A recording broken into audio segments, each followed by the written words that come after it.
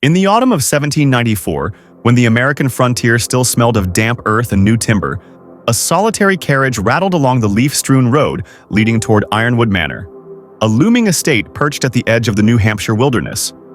Travelers of the time often hurried past that road, for something in those woods sent animals fleeing and humans whispering.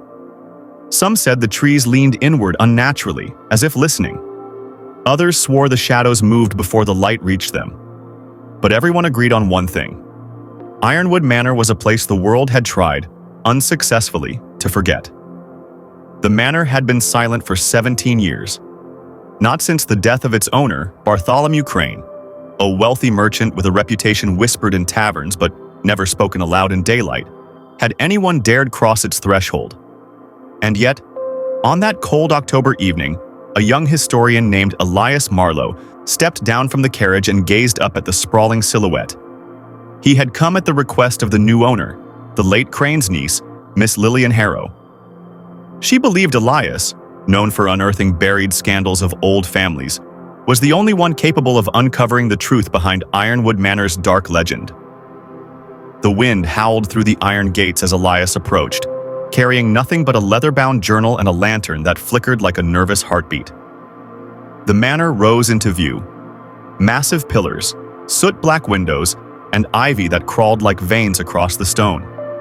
Though the sun had not fully set, the house already looked drowned in night. Lillian greeted him at the door, her face pale, her voice soft but urgent. She confessed that for weeks she'd heard strange sounds, shuffling footsteps in rooms no one lived in, doors slamming themselves at dawn, and worst of all, a rhythmic tapping beneath the floorboards late each night, as though someone, or something, was trying to communicate. Elias, skeptical but intrigued, agreed to stay the night. The inside of Ironwood Manor smelled faintly of mold and untold stories.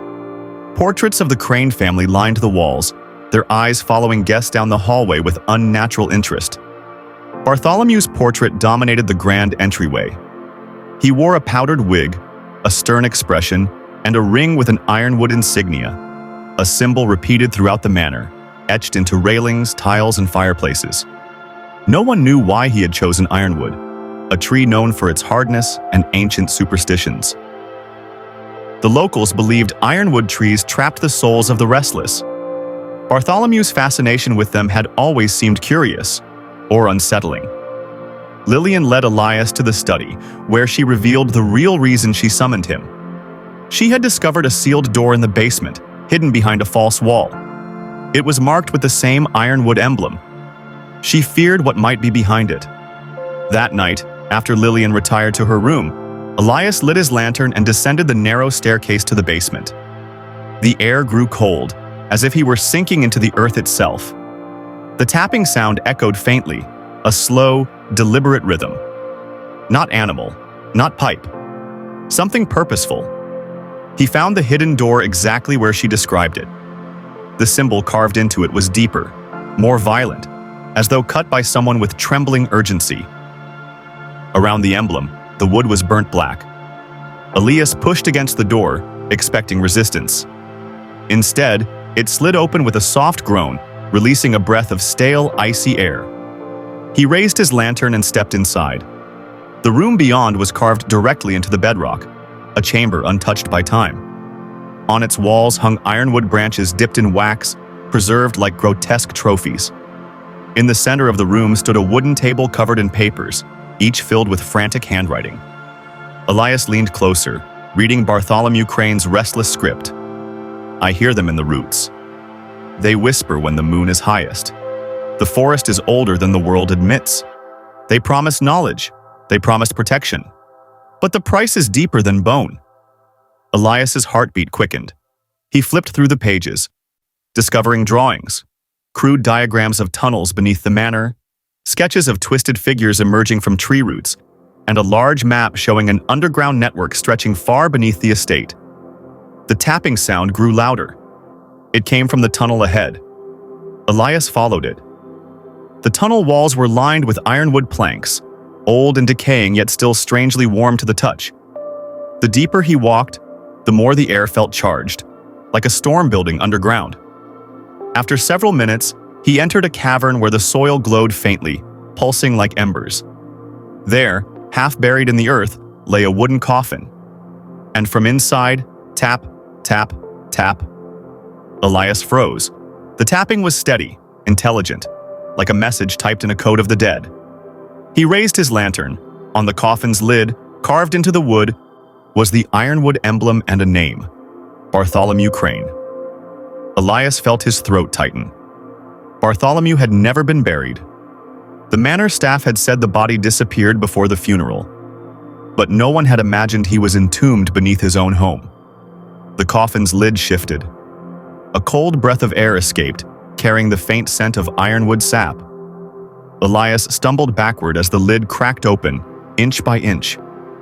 But instead of a decayed corpse, a cloud of black spores rose into the lantern light, swirling like smoke. The tapping stopped. A whisper filled the cavern. Not spoken. Felt. "Wake the roots." The lantern flickered and died. Elias fled through the darkness, the whispers following him, crawling into his mind, repeating the phrase until he burst into the basement, gasping for breath, covered in cold earth. He slammed the hidden door behind him and collapsed against the wall, but the whisper continued, in his bones, not his ears. Lillian found him at dawn, pale and shaking. Elias tried to speak, but words failed. He thrust the journal pages into her hands. She read them with wide, terrified eyes. When she reached the page where Bartholomew described offering something beneath the manor to the forest roots, she looked up in horror. Elias finally managed to speak. "We have to leave." But it was already too late. The tapping began again. This time, not from the basement. From the walls. From beneath the floors. From the beams of the house itself. Slow. Rhythmic. Coming from every direction. Lillian grabbed Elias's arm. "What does it mean?" Elias listened, feeling the vibrations spreading through the manor like a heartbeat. "It means," he whispered, "the roots are awake." The floorboards buckled. Fine threads, thin as needles but strong as vines, emerged from the seams, twisting like living veins. The manor groaned, as though alive. Elias and Lillian raced toward the door, but the ironwood carvings along the walls began to glow, pulsing with the same light he saw in the cavern. Outside, the forest trembled. The ironwood trees swayed without wind, their branches turning toward the manor, reaching. And from deep in the earth came a sound. Low, ancient, hungry. A voice whispered through the roots. The price must be paid. Elias and Lillian burst through the front door and sprinted down the path as Ironwood Manor shook violently behind them. Windows shattered. The ground split open.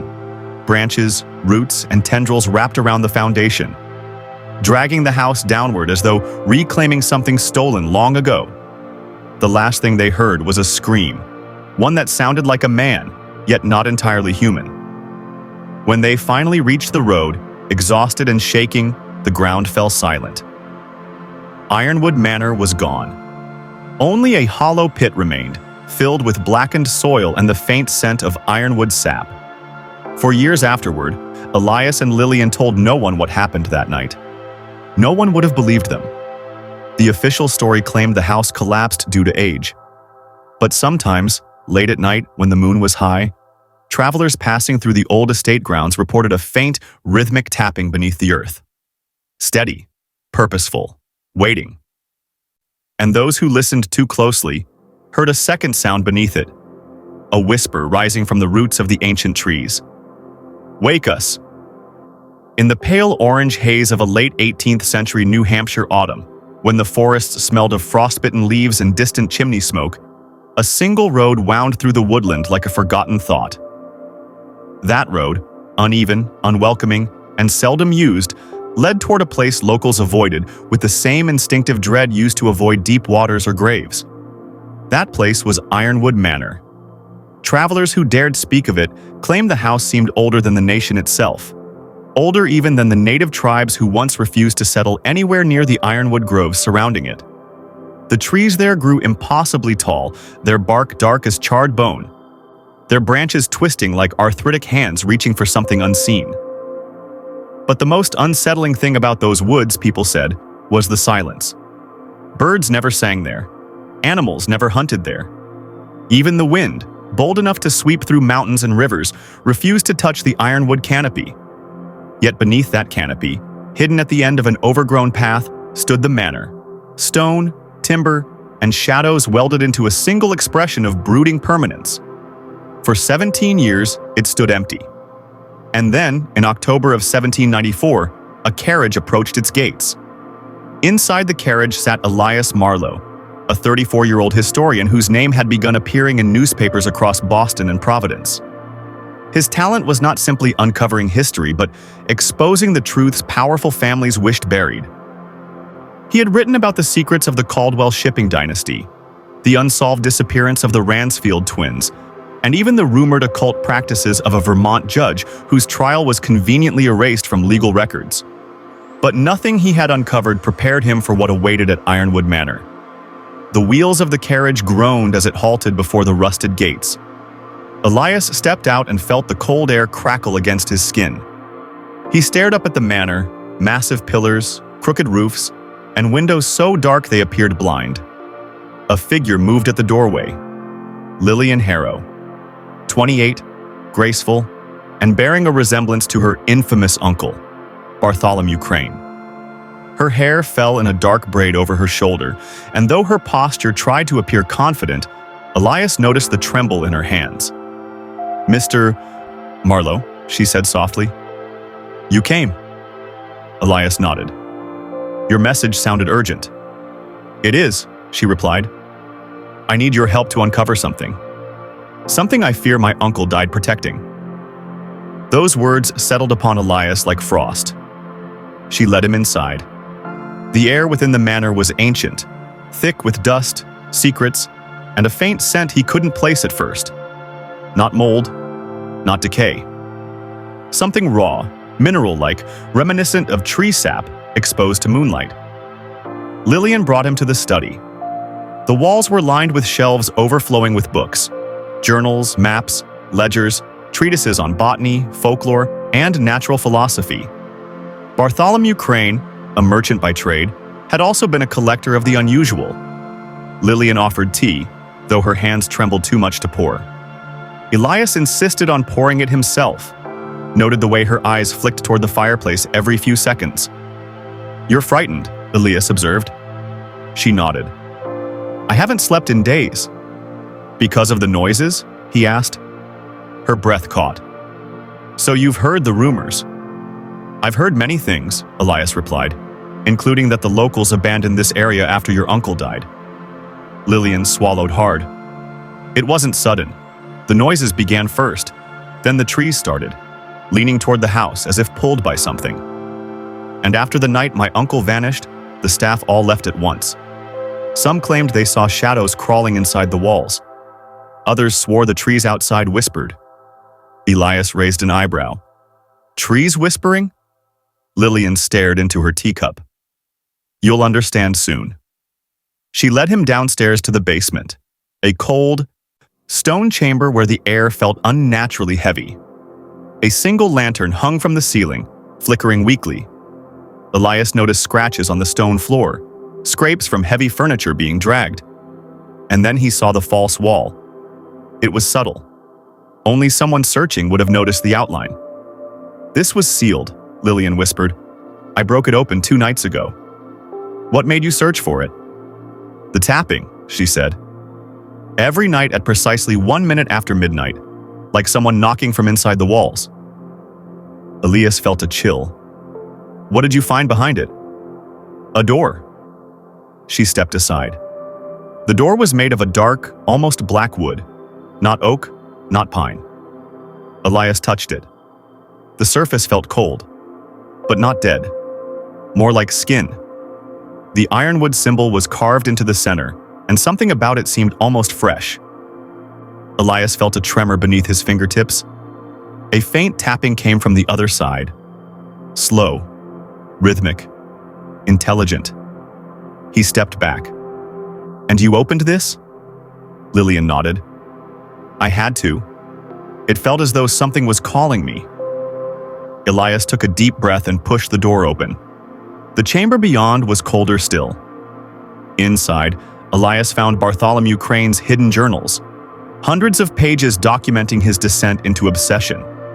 Not business dealings, not inventories, but entries bearing titles like The Root Choir, The Tree That Bleeds, The Bargain Beneath the Stone, Voices Under the Earth.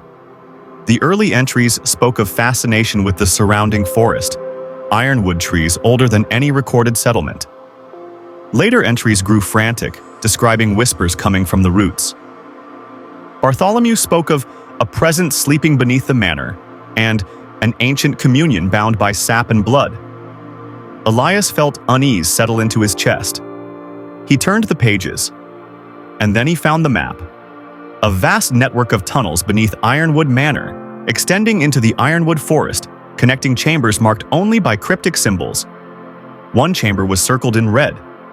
Beneath the manor, beneath the earth, marked with a single word in Bartholomew's uncertain script, host. Elias closed the journal. That was when the tapping grew louder. It was coming from deeper within the tunnel. Elias lifted the lantern and walked forward. The tunnel walls were lined with ironwood planks, but the wood appeared wrong, twisted, warped, still alive. Threads of sap glistened like amber veins. The deeper he went, the louder the tapping became. Eventually, he reached a cavern where the soil pulsed faintly, an unnatural light glowing beneath the dirt. And there, half buried, was the coffin. Bartholomew Crane's coffin. But instead of decay, the coffin was covered in thin wooden tendrils, roots growing from the ground and wrapping tightly around it. Tap, tap, tap. From inside, Elias felt his breath freeze in his throat. He approached, trembling. On the coffin lid, carved in jagged lines, was the ironwood emblem. Elias touched it. The coffin shuddered.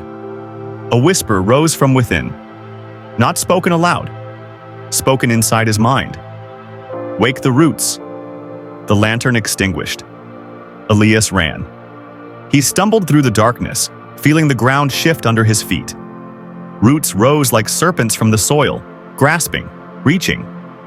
He burst back into the basement, gasping, his face pale, clothes streaked with earth. Lillian found him. "What did you see?" Elias swallowed. "Your uncle is not buried. He is being held." "Held?" she asked. "Or fed," Elias whispered. "Or grown." Lillian backed away. That night, the tapping spread through the manor.